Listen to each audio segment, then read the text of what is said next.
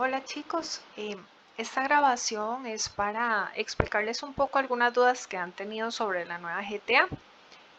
Principalmente la más consultada ha sido esta, la combinación gramatical del sino, pero no como conjunción adversativa, porque esa sí la saben utilizar, sino como sustantivo, que es una palabra pues nueva en su vocabulario, no es de uso muy común, realmente la podríamos encontrar en temas como más de espiritualidad o de mitología, en el caso de la mitología griega, y habla del sino como el significado del destino, de un hado, ventura, predestinación. Entonces veamos el ejemplo en las oraciones. Su sino estaba marcado. El sino de su presencia era poderoso. Y vean cómo se pronuncia, sino, pegado, ¿verdad? De una sola vez. No es en el caso del si no hace la tarea, pierde los puntos.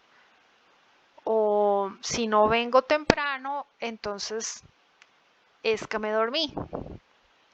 Ese no es la misma pronunciación, sino.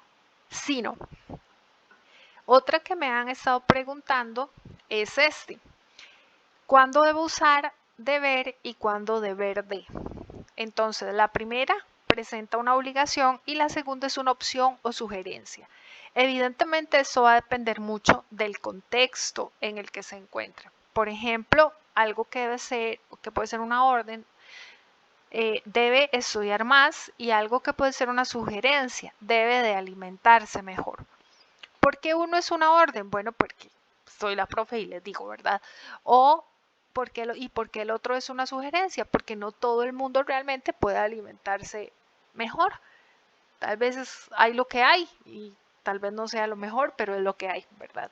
Entonces, eso por eso les explico que es muy subjetivo, muy dependiendo del contexto. Por ejemplo, en un documento legal no se hacen sugerencias, sino que se dan órdenes u obligaciones. Ejemplo, artículo 4. El estudiante debe presentar sus trabajos en las fechas indicadas. De lo contrario, debe presentar una justificación. Aquí no hay opción a si le parece otro día, tal vez lo más adecuado sería, no. Es hágalo y punto, ¿verdad?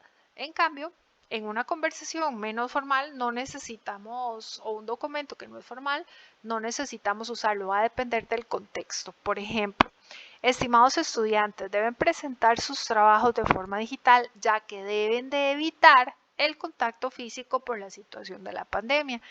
En uno es una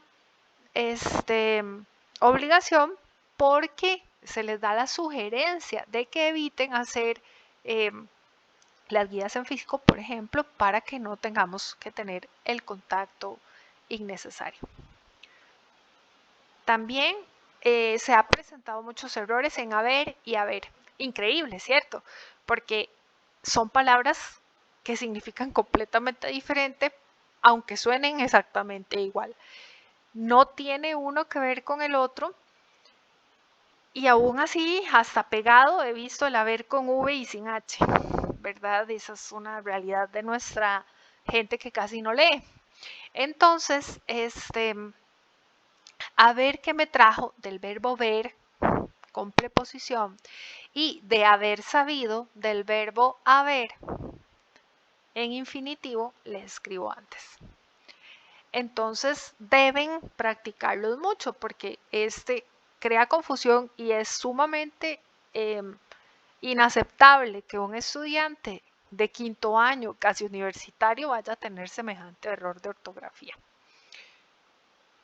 Otros ejemplos de cuidado por los que me han preguntado son acerca cuando va separado. En el contexto que se está utilizando aquí, por ejemplo, deberíamos decir, visitaron a cerca de 1000 enfermos.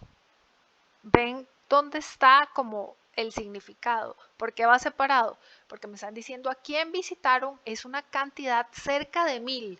Entonces 998, ¿ves? Cerca de 1000 es cuando va separado. Visitaron a cerca de 1000 enfermos. Después busqué en torno a mí, que es cuando está la preposición y el sustantivo, que torno es como alrededor, ¿verdad? Y nadie de mi entorno, cuando está pegado, es de mi alrededor. Cuando me refiero a él como un adverbio de lugar, entorno, ¿verdad? Luego, este otro que no ha sido tanta consulta, pero que a veces me lo he encontrado por ahí, lo he visto tan poco que tampoco creo que me recuerde. Más que todo es porque en la GTA viene un ejemplo muy parecido y se confundieron mucho. Sin embargo, es porque había un pequeño error en esa oración, que después veremos cuando la revisemos. No entiendo el porqué de tu actitud. Ese porqué le puse el artículo adelante y en morado también para que entiendan que es que se convirtió en un sustantivo al agregarle adelante un artículo. El porqué es como suena a la pregunta, por eso lleva tilde, pero se refiere a un sustantivo. El porqué de esta situación. Quiero que me explique el porqué. ¿Ven? Entonces ese él es el que hace que por qué vaya pegado y con tilde. Si va separado y con tilde es pregunta y si va sin tilde es porque me va a explicar algo. Me va a decir, no entiendo el porqué de tu actitud. Bueno, porque estoy enojado. Entonces ese porque ya iría sin tilde. Básicamente esas son las que les quería aclarar. Y entonces cualquier cosita después en la GTA revisaremos. Yo les voy a dar las respuestas para que ustedes se revisen cómo les fue con esos ejercicios.